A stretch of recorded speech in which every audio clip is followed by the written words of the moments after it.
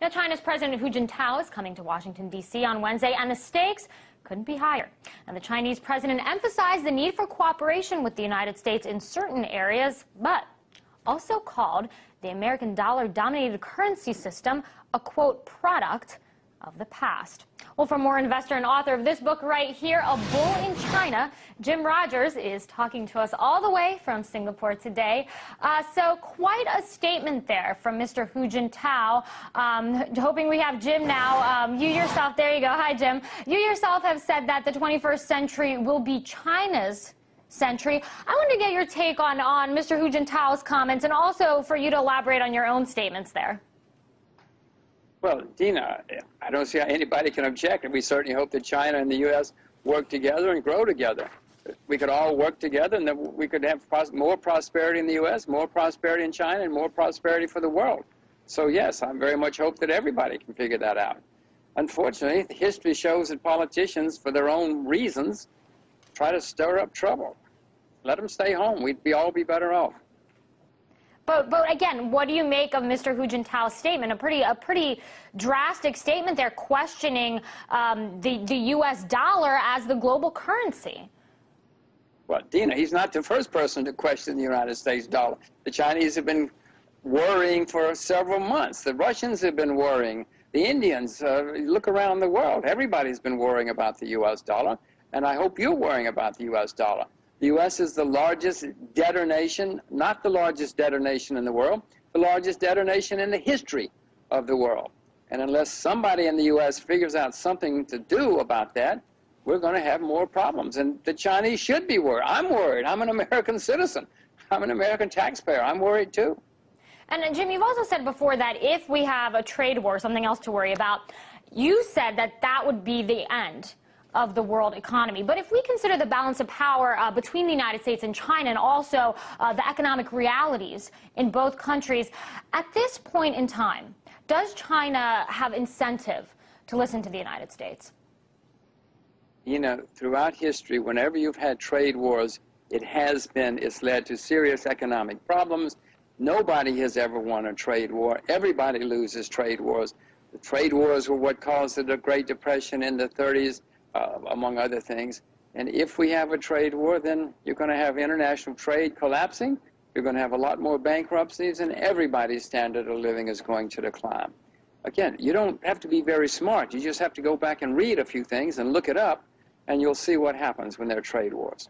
And you know, many experts have pointed out that China has grown more confident in recent years, especially during the financial crisis, by which it wasn't affected as much as other nations, as much as the United States, perhaps.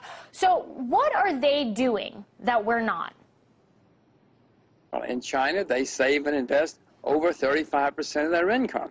The way you build a successful economy is you build capital. I mean, Karl Marx knew that. You have to have capital in order to have a successful economy. The way to get a successful economy, he and I would disagree on how to do it, but you got to build capital, and the way you build capital is you save, you invest. The Chinese have been saving and investing over 35% of their income.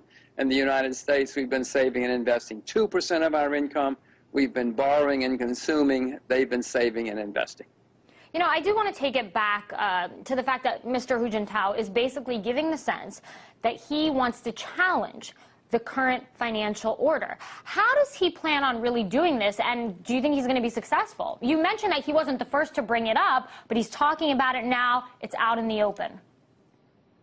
Well, he's going to have a little bit of difficulty because he's got a blocked currency. You know, the renminbi is not a freely exchangeable currency, and likewise in India, they're worried too, but they have a currency which is also blocked, so it's very difficult to think about replacing or using other currencies. Now, the Chinese have been opening their currency pretty steadily for the past 2 or 3 years, or 5 years actually, but he can't really challenge the U.S. dollar at the moment.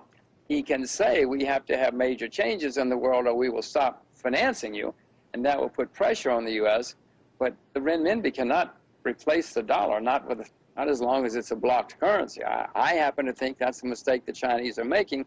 I would open the currency this afternoon if I were China, but I'm not China. Let's talk about politics here in the United States when it comes to China. Especially throughout the elections, we saw several campaigns that pretty much blamed China and the Chinese people for the current economic realities here in the United States. Of course, now we have a new Congress. What do you think is going to change with this new Congress in regards to the relationship, especially the economic relationship between the United States and China? You know, whenever problems have developed in any country throughout history, they blame foreigners.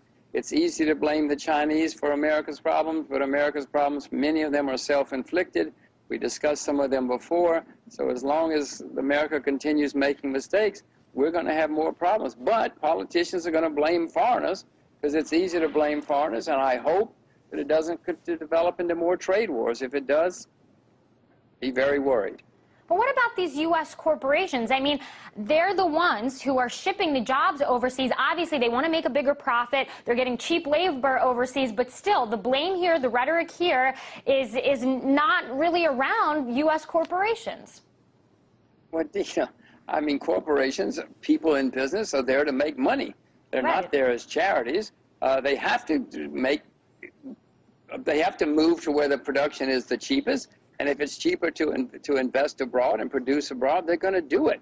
Right, but why aren't people questioning this, Americans who are unemployed? Why is the rhetoric that we hear either from the American people or from politicians always blaming China and not looking to the corporations, which, like you said, they're just trying to make money? It's always easy to blame foreign. Whenever things go wrong, politicians blame three groups of people. They always blame foreigners because it's easy to blame foreigners. They don't vote. They always blame bankers and financiers because nobody likes successful bankers. And they always blame journalists because if the journalists didn't write about these problems, we wouldn't have these problems. So you're next, Dina. They're going to blame you and the Chinese and the financiers. I think they already blame me. But, you know, ultimately, very briefly, what's going to come out of these talks between President Obama and President Hu Jintao? Well, very little usually comes out of these things. They're all going to shake hands and have a lot of photographs. I don't suspect we're going to see much of anything. The great news would be that China continues to open its currency and that America continues to lower its debt. Both of them have been saying this for a long time. America's not going to cut its debt, no matter how many times they say they are. And unfortunately, well, the Chinese are opening their currency. I have to give them credit for that. They're not doing as fast as I would like for them doing it. Certainly aren't doing as fast as American politicians would like for them to do it. So I don't think too much of substance is going to come out of this. Jim Rogers, Quantum Fund co-founder and author of the book Bull in China. Always good to have your analysis, Jim. Thanks. Delighted to see you, Dina.